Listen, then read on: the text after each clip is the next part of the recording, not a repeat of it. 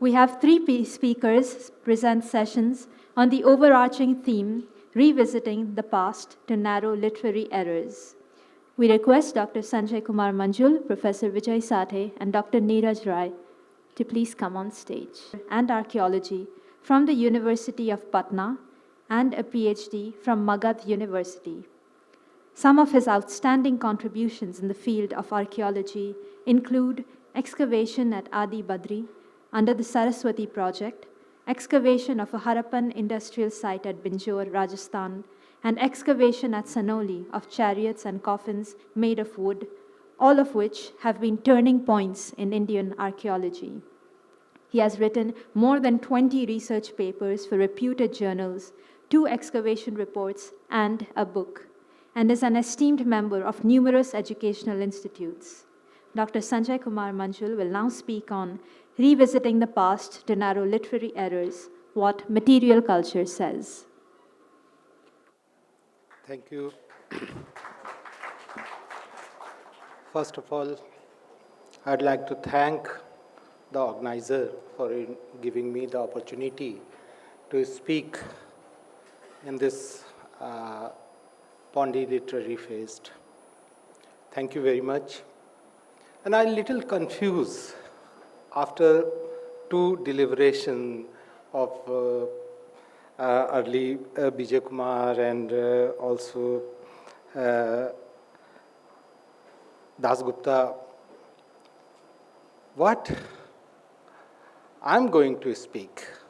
So little going back and back in the early days of our civilizational concept and cultural evolution, particularly in Harappan context as well as the context of Chalcolithic period, whether it's a contemporary cultural context with the Harappan or it's a late Harappan, which is generally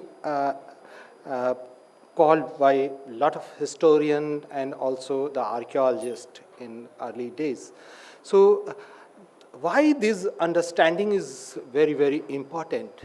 Because what we understand in early days, there is linear pattern of evolution, decline, migration, and settlement in various places across the Indian subcontinent.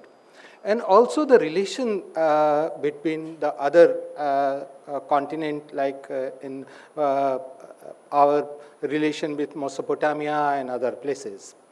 So these are and also the several question arises about how to correlate our ancient literature like Veda and the later on Mahabharata, Ramayana, etc. So these are the question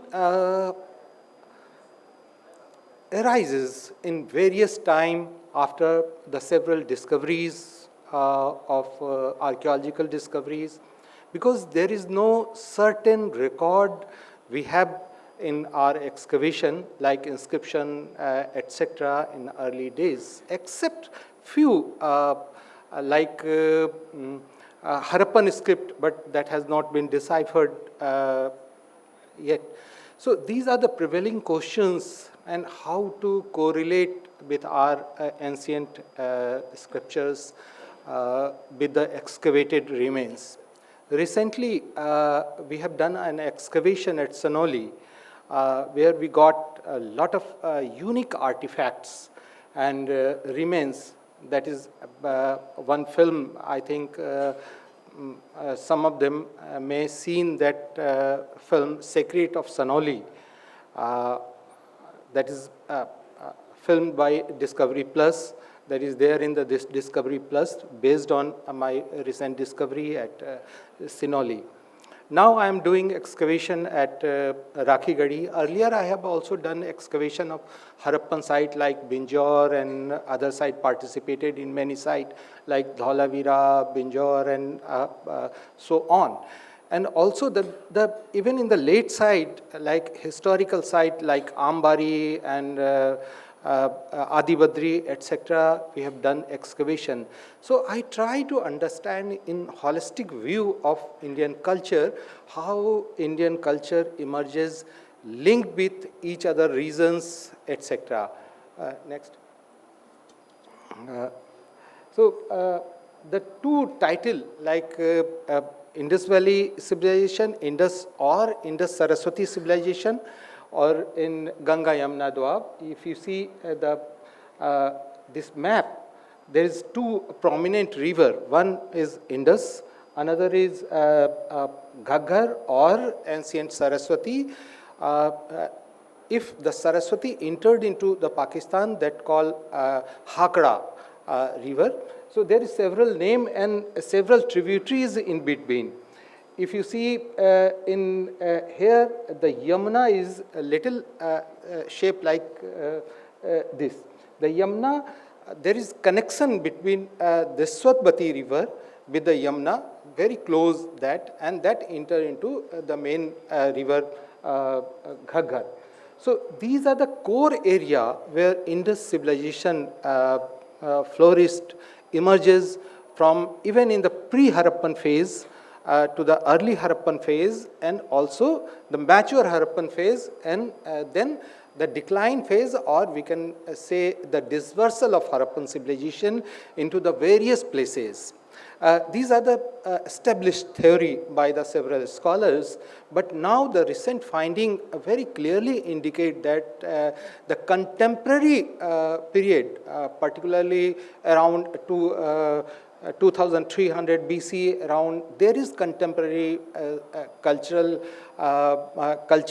in Upper Ganga Yamuna Doab, as well as the many places in Mid Ganga plain and other places.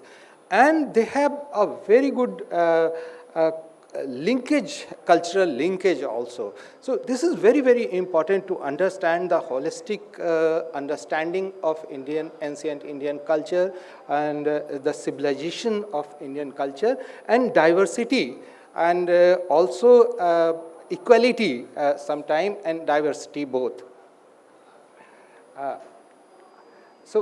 If you see in the broader perspective, like Indus, Mesopotamia, Egypt, and China, etc., the evolution phase from 7000 BCE to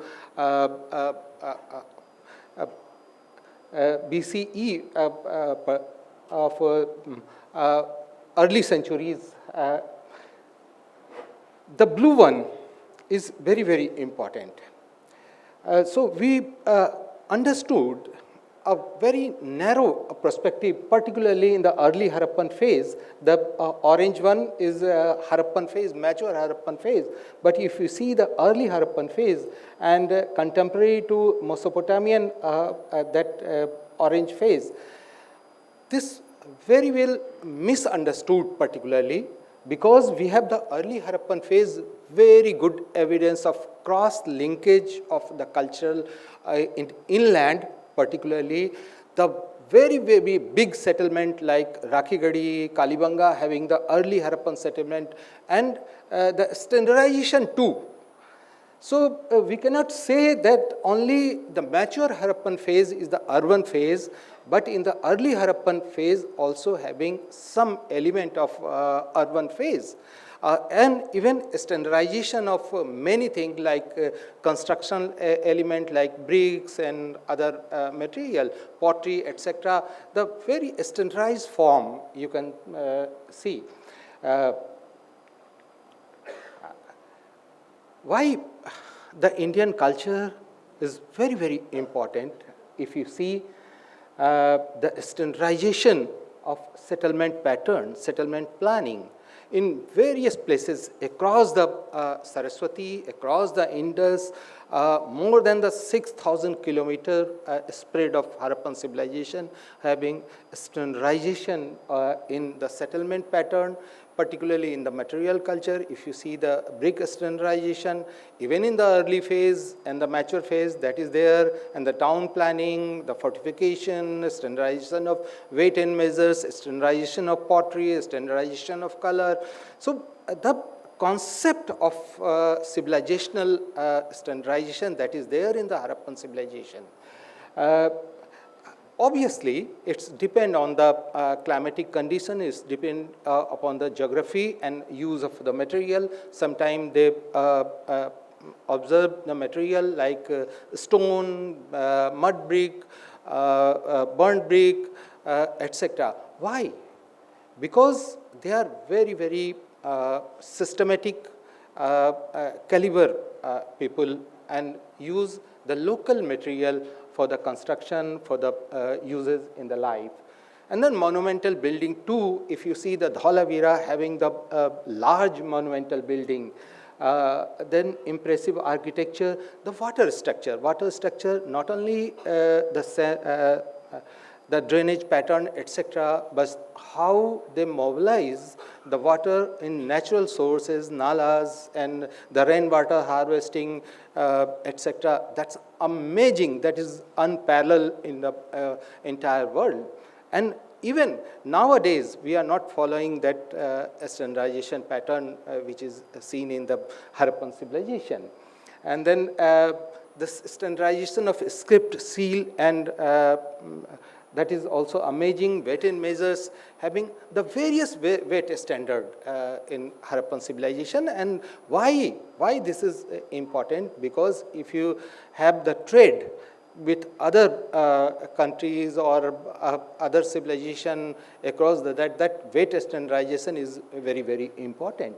And then art form like art of terracotta, bronze, stone, the jewelry making like silver, gold, etc. It's a really amazing, and you can see in the next slide that yes, in the contemporary, what we are talking about the Ganga Yamuna Doab, there is another culture called OCP Copperhood culture that is equally evolved. If you see the gold, there is kilos of gold found in the burial, kilos of gold found in the many places, and also the silver and copper, that is more than the Harappans. So that shows that material culture is also equally good in Ganga Yamuna Doab, in particularly contemporary period of Harappan. But the town planning you cannot see because the geographical location is entirely different. They use timber for architecture. So all perishable material is not found in the excavation. But if you see the material culture, the very, very impressive material culture we have in Ganga Yamuna Doab. So it's a very, very complex to understand. If you see the chronology of 7000 BCE to 1900 BCE or 1800 BCE, these are the bifurcation done by several scholars and accepted by. This is the trade. If you see the trade from Rohri Hills, that is near the Mohenjo-daro, then Ganveriwala, and then up to the Rakhigadi and Ropar. The similar material we got like the chert for making the blades and the weight also. That shows the river route as well as the inland route. This is Rakhigadi, which is how those things are connected. These are the ancient civilization, and the Dilmun, Magan, and this is called Melwa. The several references in the Mesopotamian seals having references of Melwa, and then exported list of the exported material like various variety of timber, the mesu and sesame, etc. that is listed in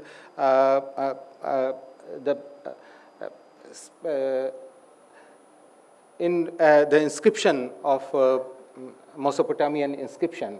So the sea route and then land route both connected with various civilization, and we have a recorded inscription in Mesopotamia of village of Melwa, that is there in recorded one.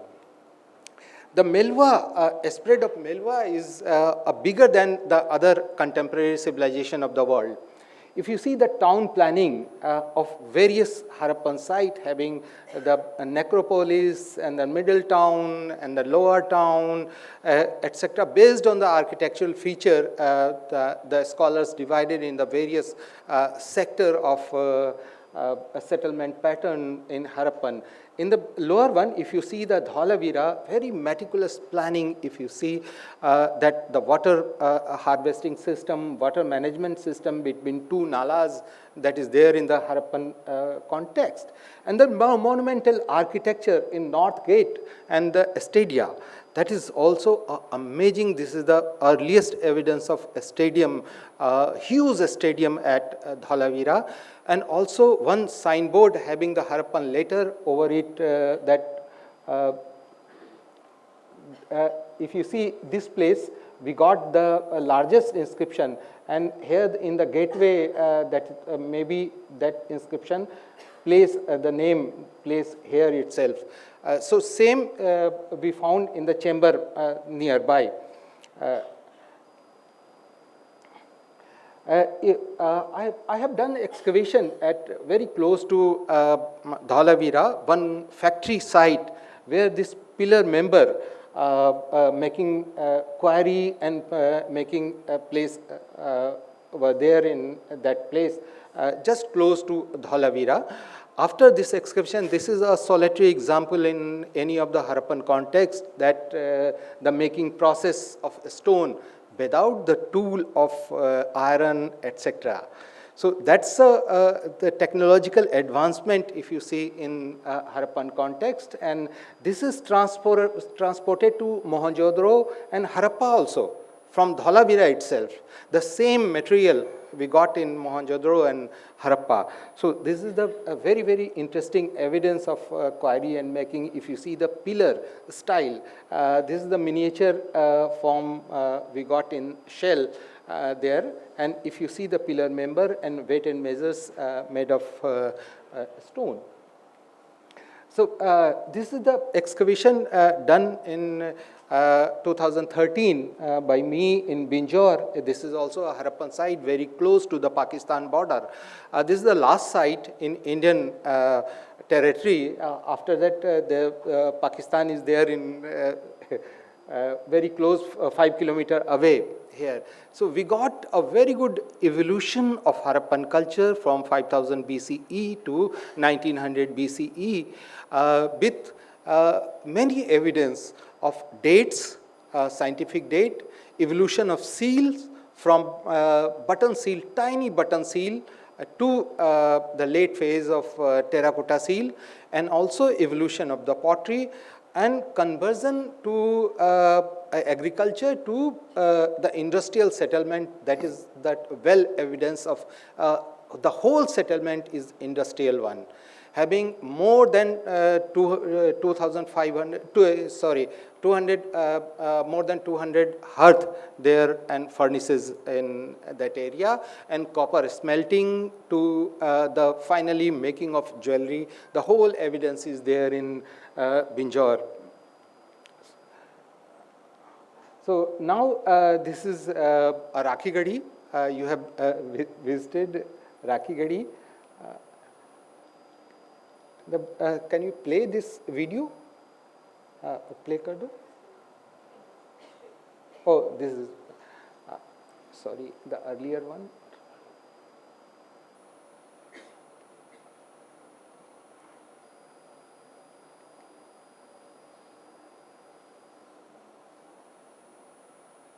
Not playing.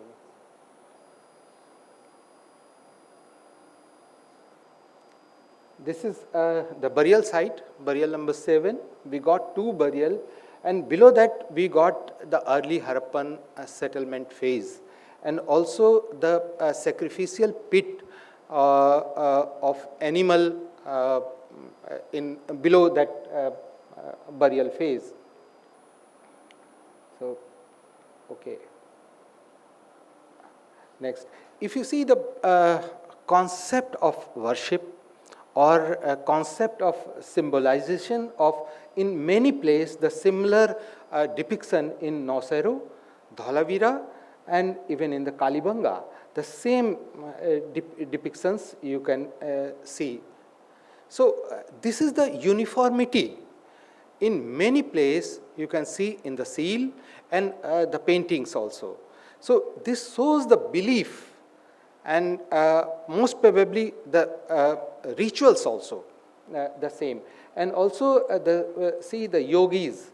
Probably the left side is the yogi or prototype Shiva called because the Urdhlingi and other evidences of animal. But if you see the right side, there is no animal at all. But the wrongly identify by the scholars that this is the yogi of male figure. This is the female figure. If you see the genetical part as well as the headgear is entirely different, and all the features, female features is there in. So this is for the first time I try to identify whether only the male society are depicted in the seal, or there is depiction of female deity, or that is there it or not. So this is very, very important part. This is not discussed by any of the scholars at all. And in the lower one, if you see the this boat and etc., that shows the trade route, and the similar boat depicted in Mesopotamia also, the Indian Melwa's boat depicted in Mesopotamia seal. The jewelry, variety of jewelry, gold jewelry, and also the semi-precious stone, silver jewelry. You can see the variety. You see the dancing girl, so-called dancing girl, bearing a lot of bangles and the jewelry, the neck jewelry, and also in skeleton. If you see in left hand having the jewelry, bearing jewelry.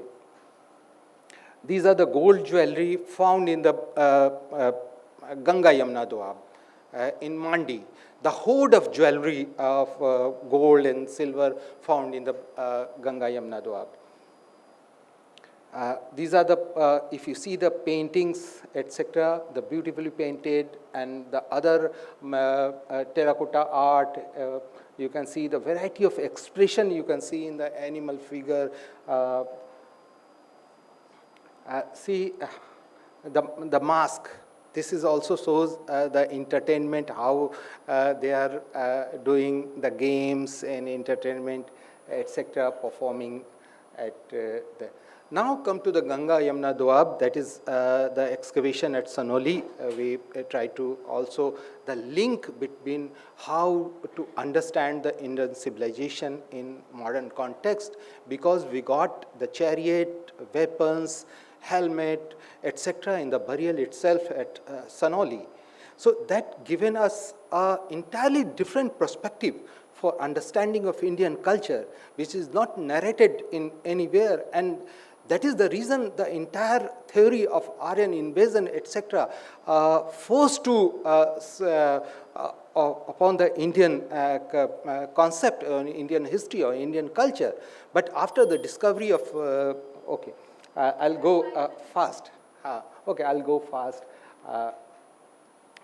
These are the location. The Sanoli is there in around 7 kilometers away from the Yamuna, and we got the first time in the war chariots, copper, decorated shield, whip, torch, antenna swords, bow. First time bow. Bow is also found in the excavation, the impression of bow and arrows, and then helmet and unique coffin burials that has the beautiful decoration of inlays work, as well as the copper sheathing, copper inlays, etc. The fantastic, it's unparalleled of entire contemporary culture. If you see, even in the later culture in Egypt, etc., having the decorated coffin, but that is later than this evidence. Now, this is the excavation. You can see the various pits Uh, See the wheel. This is the decomposed wheel, now converted into mud. But if you see the central hub, all around the radiated inlay work of the copper, that shows the elite and also the higher sophistication of art and living. So we got in one single burial pit the torch, antenna sword, helmet, shield, coffin, wheels, chariot, and also the offering of potteries. And also the coffin burial having the entire coffin decorated with the copper. This is the reconstruction after excavation, how they put all those things in one burial. This is and swords, antenna sword. It's itself shows the warrior class in Indian concept. So every, if you either in the Vedas, Dasrage Yudh, or in the Kurukshetra war, having a lot of description of Indian context of war and the warriors and the glory of the how they fought the war, etc. So these understanding after these discoveries very clearly you can relate with Mahabharata, you can relate with the Dasrag Yudh, you can relate with the Indian literature. I'm not going into detail because the time is very short. Otherwise, I can explain the entire the Vedic context, having the lot of references we have in the trees and how making the chariot and rathas and etc. How these art travel into the Mesopotamia also. The same tree mentioned, Sanskrit name mentioned in the Mesopotamian inscription, and also the how they brought the tree, timber, etc. from Melwa to Mesopotamia. That is the evidence. The chariot is the local making, and this is the before the spoke wheel chariot. This is the transitional phase of evolution of chariot to cart to the chariot. These are the some of the excavation. I'm not going into detail in burial number 6. This is just analyzed by the Sathe. This is the burial of cat. This is the first time we got the burial of cat in the excavation. So these are the some of the few evidences. Yes, in this burial we got the impression of bow and 4 arrows. Clearly, in one of the instance in Vedic references mention the whole attire with the bow and arrow buried by in burial. Okay, 5 minutes. These are the some.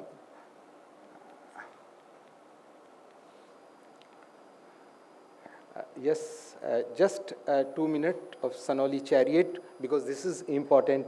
This is the chariot having the copper sheathing all around, either in the chassis or in the wheel or in the upper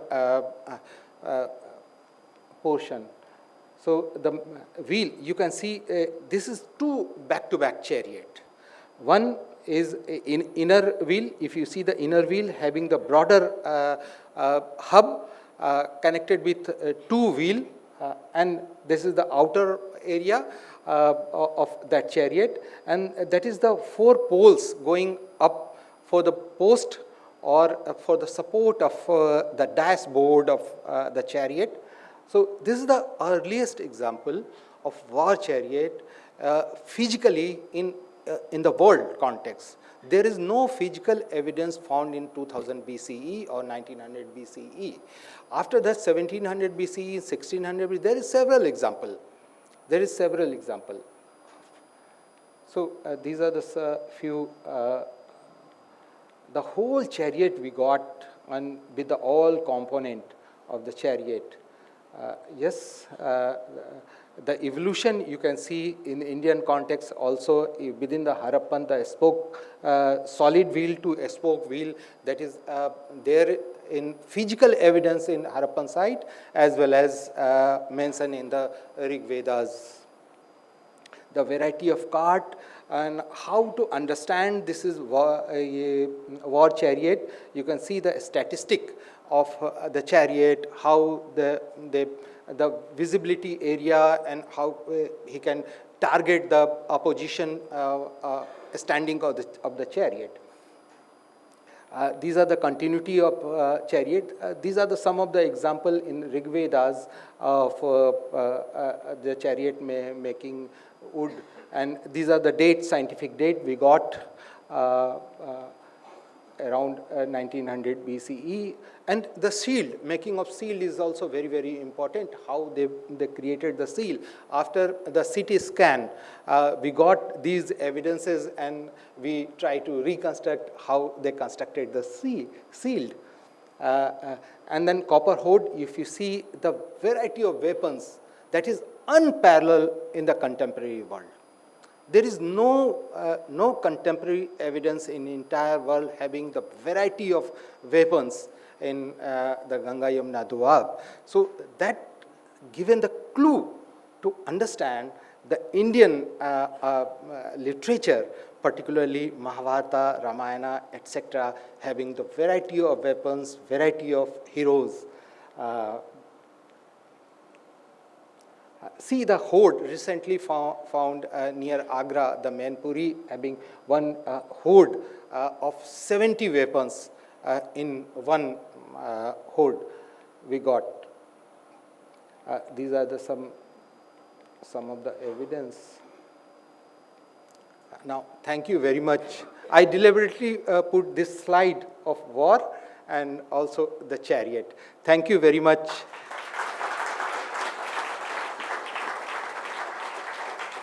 And I understand the next speakers will take forward, because all we are associated in the excavation for analyzing the various objects and bones and also the DNA, etc.